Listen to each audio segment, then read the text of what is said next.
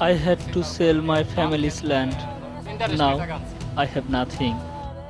Next on Global Pulse. These broadcasters worldwide cover the human fallout of the global economic meltdown.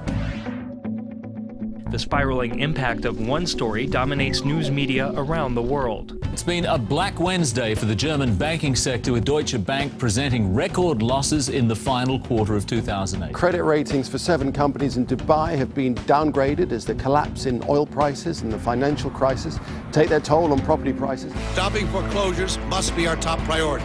Failing to do so will have devastating consequences for our economy.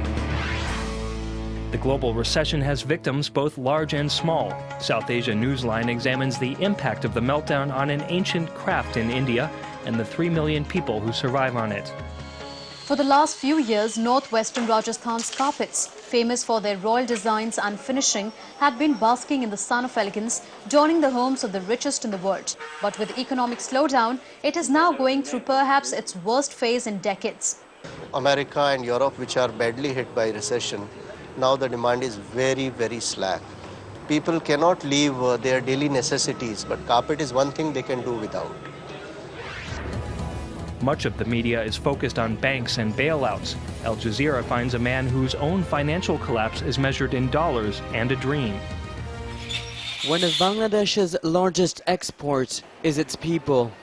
400,000 Bangladeshi migrant workers travel every year to the Middle East and Southeast Asia in search of a better life. Hadi has spent $3,000, a massive fortune by Bangladeshi standards, for the opportunity to travel and work in Malaysia. Feeling the full force of the world economic crisis, the Malaysian government has revoked the working visas of 55,000 Bangladeshi migrants. I had to sell my family's land, our rice fields, everything. Now I have nothing. Hadi is now heading back home, penniless, his family ruined. The economic meltdown touches day-to-day life. South Korea's KBS reveals the shame of jobless college graduates. Russia Today reports on more romantic fallout. In a country where there are 10 million more women than men, finding a partner has always been something of a challenge. And now, with unemployment rising, the chances of talking a man into marriage seem to be way too low.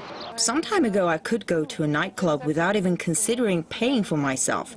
Men would buy drinks for me. They do pay at the bar now too, but the number of cocktails has dropped from 10 to 2. This is a college graduation ceremony. Unlike past years with huge crowds, you can see many empty seats this year because college graduates who have not found jobs won't come to the ceremony. Students under a lot of stress feel shame at not getting jobs, so they tend to go back to school. Not everyone is losing faith. Germany's Deutsche Welle looks at how banks in the Islamic world are protecting the money of the smallest investor.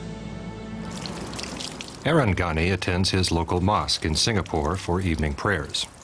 He's been working all day in his furniture shop, but he knows his earnings are in good hands, in an account with an Islamic bank. Islamic Sharia banks do not engage in risky financial transactions because it is seen as gambling. It is becoming clear that Islamic banks, with their conservative investment policies, are far less affected by the global financial crisis. I would always go to an Islamic bank. Even if they are big institutes with a lot of customers, they look after the individual, the little man. For Global Pulse, I'm John Hamilton.